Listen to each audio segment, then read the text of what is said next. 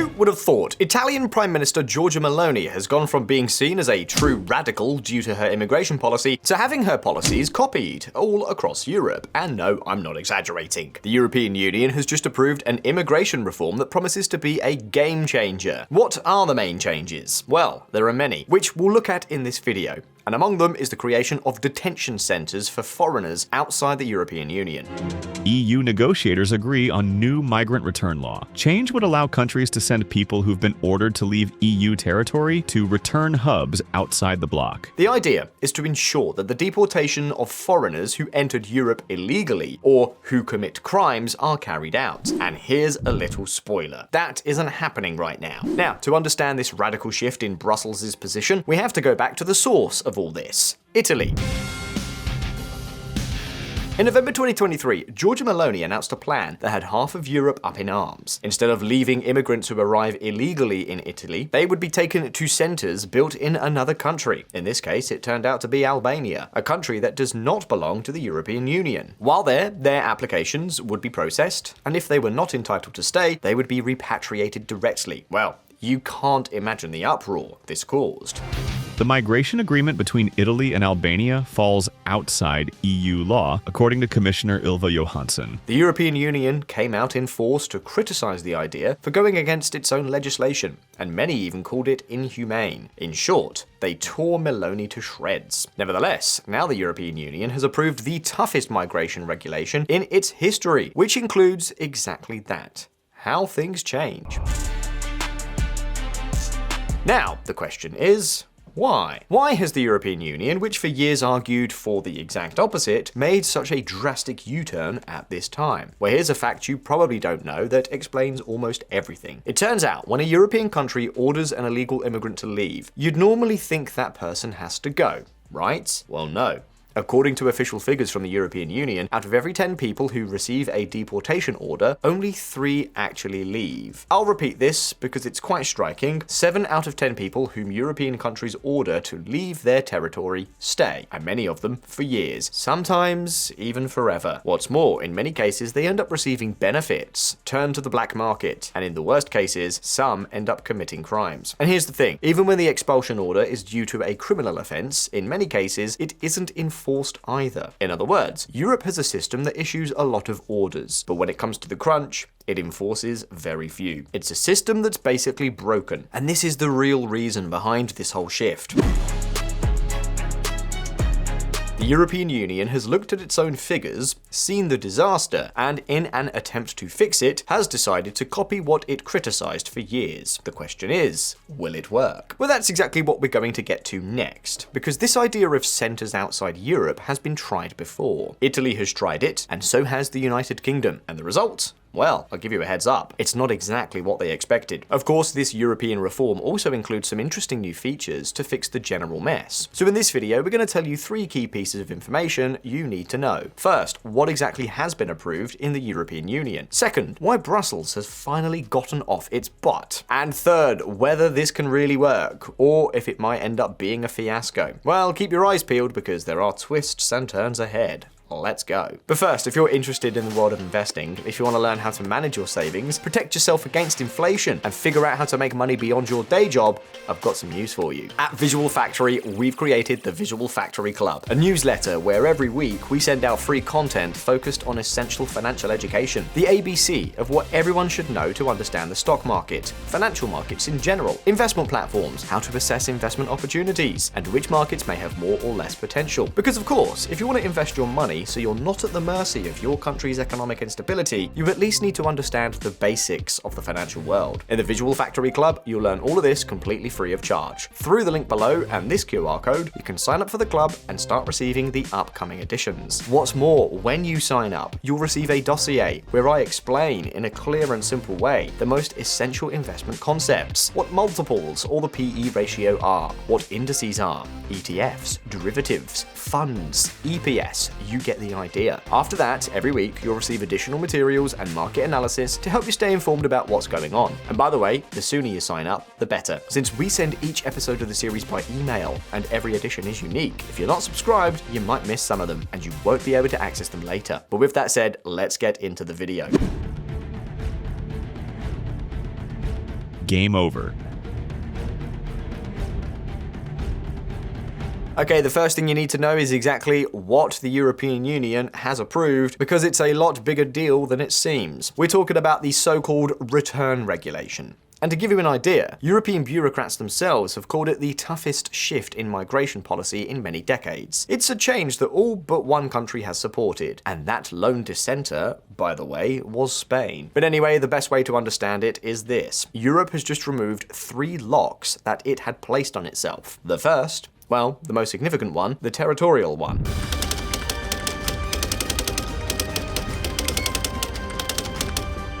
Look, until now, if an illegal immigrant was on European soil, their status had to be processed on European soil. However, from now on, any EU country will be able to set up deportation centres outside the EU, basically following Maloney's idea. The question is, how does this work in practice? Well, to start with, an agreement must be signed with a country outside the EU. Let's say one in the Balkans or North Africa, so that people can be sent there while their situation is resolved or they are repatriated. This is what the European Commissioner for Home Affairs, Magnus Brunner, has dubbed the new migration diplomacy. This is the first step. Next, the second door that has been thrown wide open is what is known as a link. And note that this is important. Until now, an immigrant could only be returned to their home country or to a country with which they had a demonstrable connection, for example, roots or family. So, do you know what the problem is? Well, many arrive undocumented and even deliberately hide their nationality. And not surprisingly, there was no way to know where the heck to send them. And in the end,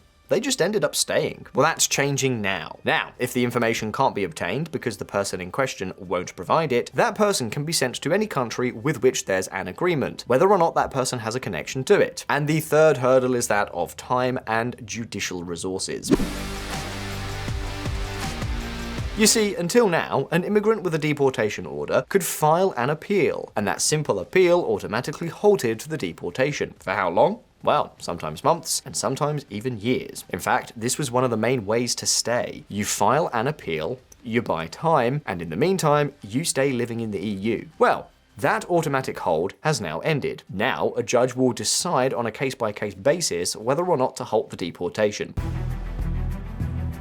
As if that weren't enough, the maximum time someone can be detained while awaiting deportation is also being extended from 6 months to 2 years, and bans on re-entering the European Union are being extended from 5 to 10 years and can be lifelong for those deemed a security threat.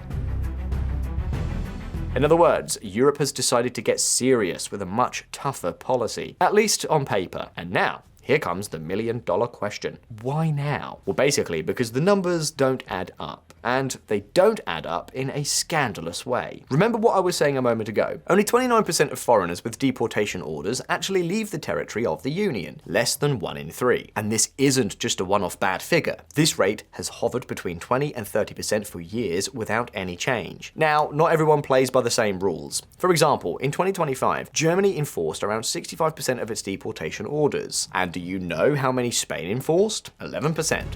More than 50,000 deportation orders for irregular migrants. Only 10.6% were carried out. 53,695 were ordered to leave the country. Only 5,705 did so, according to the EU. And that's not all. France, which issues the most deportation orders in all of Europe, carried out just 14%, and the Netherlands 16%. In other words, while Germany expels 2 out of every 3, Spain barely manages 1 out of every 10. And you might be wondering, why is there such a big difference?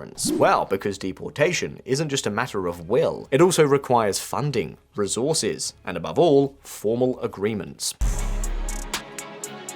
Germany, for example, passed a law to speed up returns, extended detention periods, has chartered many more deportation flights, and above all, has sat down to negotiate readmission agreements with countries of origin. It even went so far as to talk to the Taliban to return Afghans with criminal records. Spain and France, on the other hand, issue orders left and right that then end up gathering dust in a drawer, with insufficient detention centers to hold these people and hardly any agreements in place to send them back. It turns out that the main reason deportations aren't carried out is because the countries of origin don't want their people back. Simply put, they won't readmit them. And I'll give you specific examples so you can see it clearly. Do you know what percentage of people are actually returned to Mali or Guinea? 1%. And to Tunisia, which is one of the good ones, 24% are successfully returned. In other words, you can sign as many deportation orders as you want, but if the destination country doesn't open its doors to you, until now that order was worthless. And this is where the plan for centres outside Europe comes in as a possible solution. Brussels' idea is that if I can't send you back to your country because it won't take you back, then I'll send you to a centre in a third country. That said, there is something you need to know, and it's why Europe has reached this point of chaos. Well, in order to understand it, we have to look at the public finances of countries like Germany and at the streets of Europe, such as those in Stockholm. For years, we've been told that large-scale immigration would be the solution to all of Europe's problems, that it would pay for pensions, rejuvenate the population, and fill the jobs no one wanted. And it is reasonable that orderly, legal, work-based immigration does indeed have the potential to generate a great deal of value. The problem is that that's not the reality, and the numbers have started to not add up. If you want proof, take Germany, the richest country in the Union.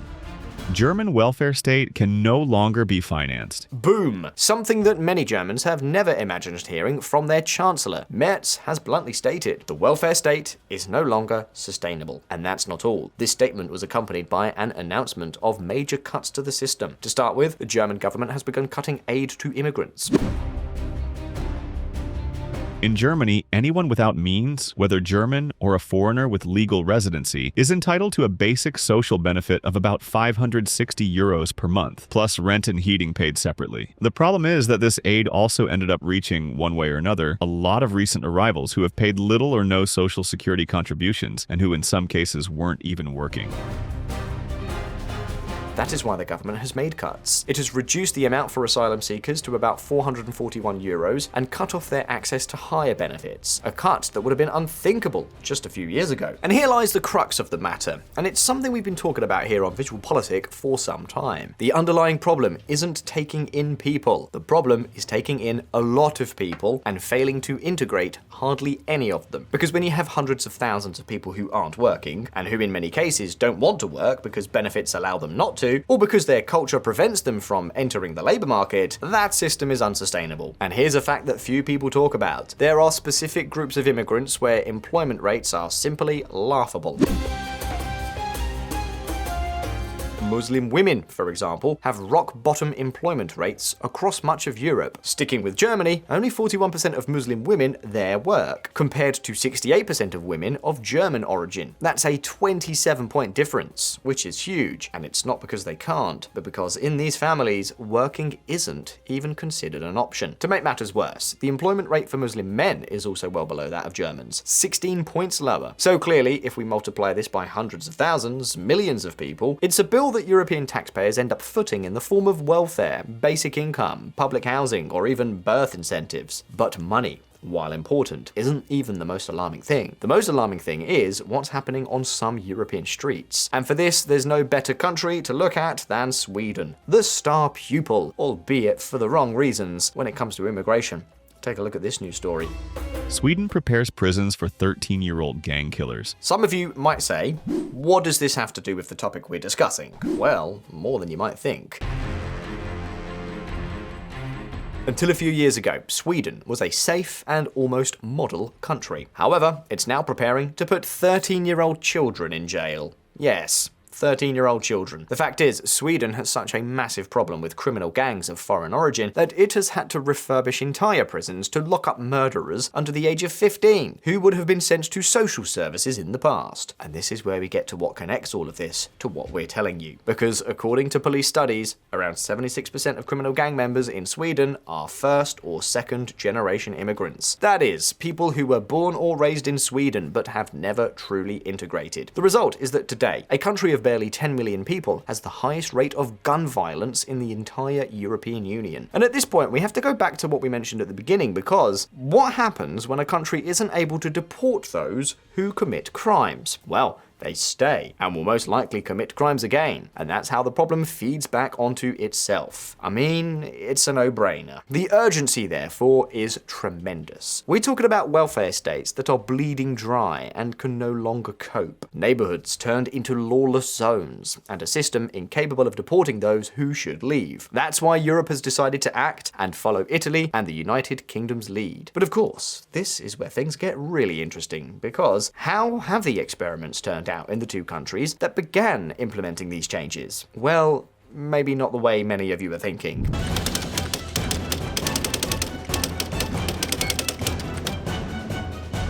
Well, let's start with the case of Italy, the main driving force behind these migrant centres, which chose Albania as its primary partner. Well, Meloni's promise was that the centres abroad would process no fewer than 36,000 immigrants a year. The idea was to offload a significant portion of the migration bill, which in Italy amounts to around 1.7 billion euros annually. This is the estimated cost of housing and supporting illegal immigrants and refugees in reception centres. And at first glance, this might sound like a good idea. The problem is that the plan hasn't gone as expected. Do you know how many people have passed through the brand new centres for foreigners in Albania? About 100 in total, compared to the 36,000 per year that were promised.